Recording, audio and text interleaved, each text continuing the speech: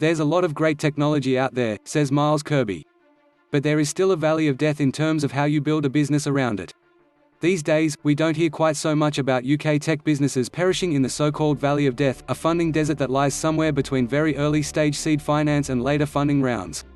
That's partly because the funding ecosystem has improved significantly both in Britain and Europe over the past 5 or 10 years.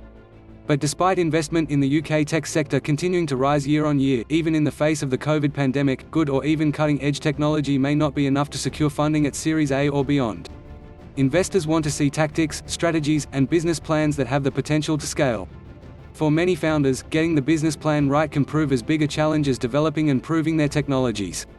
This may be particularly true in those areas of the innovation economy that are not just technology-enabled but technology-led. An entrepreneur with a plan to start a marketplace could well start with the business plan first and then buy in or develop the software around it. In contrast, a software engineer, maybe a graduate student, could start with lab research into AI and/or machine learning and then set about developing a commercial plan. So the balance of skills is subtly or significantly different. Much of the expertise is on the software side. All of which brings us back to Miles Kirby. He is CEO of Deeptech Labs, an accelerator based in Cambridge. Backed by Cambridge Innovation Capital, Martlet Capital, and the University of Cambridge, the venture aims to help fledgling businesses in the sector ready themselves for Series A investment. We take them from seed to Series A, says Kirby. It would be wrong to suggest that the startups comprising the first cohort are offering technologies in search of a use case. In fact, all the businesses have identified or secured customers and offer sector-specific solutions. For instance, Autofill is applying AI to vehicle inspection reports. BKwai and Contilio are aiming their solutions at the construction industry.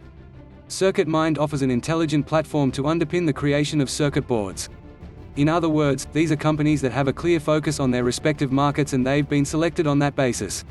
So what does Deeptech Labs offer, apart from a £350,000 investment into each participant?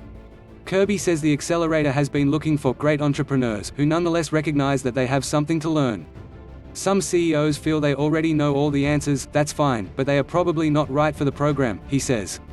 As Kirby explains, members of the cohort will have access to expertise and insights from technology leaders who have already scaled up their businesses.